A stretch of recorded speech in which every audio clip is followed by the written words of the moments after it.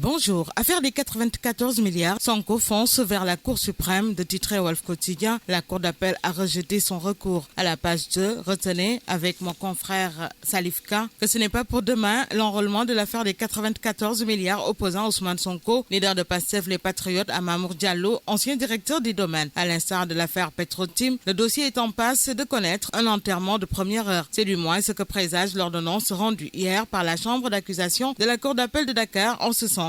Dans leur décision, les juges de la dite chambre confirment le refus d'informer dans cette affaire dite des 94 milliards de francs CFA. Dans ce dossier, c'est Ousmane Sonko qui avait déposé une plainte avec constitution de partie civile et dans sa plainte, le leader de Pastef, les Patriotes, visait Mamadou Mamour Diallo, Meïssa Ndiaye, Seydou Sarr, Di Tahirou et X pour escroquerie portant sur les deniers publics, usage de faux et concussion. Cependant, l'affaire n'avait pas connu une suite favorable puisque le parquet et le juge en charge du dossier avait estimé que le député n'avait pas qualité à agir, ce qui avait motivé ses conseils à interjeter appel devant la chambre d'accusation d'appel de Dakar, qui à son tour vient de confirmer la décision en première instance. Et par rapport toujours à cette affaire des 94 milliards, Sud Quotidien poursuit pour nous renseigner que Sonko est encore débouté. Sonko débouté, ses avocats vont saisir la Cour suprême, rebondit les Échos par rapport à ce recours sur l'ordonnance de refus d'informer dans l'affaire des 94 milliards. La chambre d'accusation confirmant feu le juge Sambassal dans son ordonnance de refus. Les avocats avaient sollicité le renvoi pour mieux organiser leur défense, mais les juges ont dit niet. Passons au quotidien du groupe Avenir Communication pour la réforme du code électoral. Retour à Sénégal 92 d'informer le journal. Les articles L3 et L4 de l'ancien code sont devenus L29 et L30 du nouveau. Khalifa Sall rattrapé par son vote de 92, les limites du code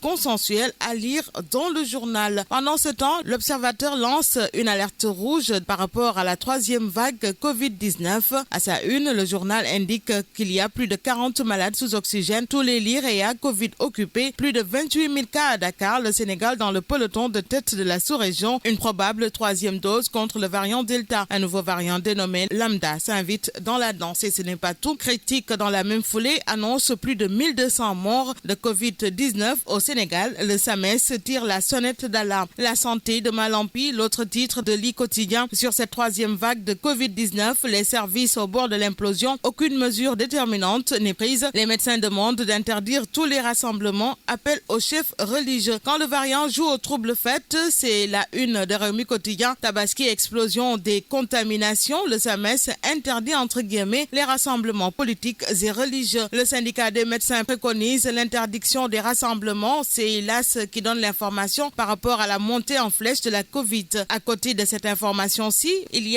est question de la visite du chef de l'État en Mauritanie. Le CAPS se félicite des accords de pêche. Et nous passons à Direct News pour parler du directeur de l'hôpital CTO qui a été interpellé par la famille de Pierre Ndiaye pour donner le rapport circonstancié de son décès. Le directeur de l'hôpital CTO refuse de répondre, note le journal. Quelques extraits de la correspondance émanant de la famille. Je cite: « Veuillez me communiquer l'intégralité des documents qui constituent un dossier médical à travers un rapport circonstancié, en plus des observations de son médecin traitant sur cette période. Mon souhait est de recueillir des données probantes afin de mieux évaluer la qualité de la prise en charge et permettre à toute la famille qui, informe le journal, attend depuis 7 mois la réponse de Saliou Tal. » Fin de citation. Passons à la tribune pour parler de maquis dans les airs, les Sénégalais qui errent. Allusion faite à la hausse des prix des denrées, le mouton, casse-tête pour les pères de famille, dégâts du virus Delta, et j'en passe. Passons justement à 24 heures pour cette fois-ci parler du dynamisme économique. Le Sénégal doit-il sortir de l'espace francophone?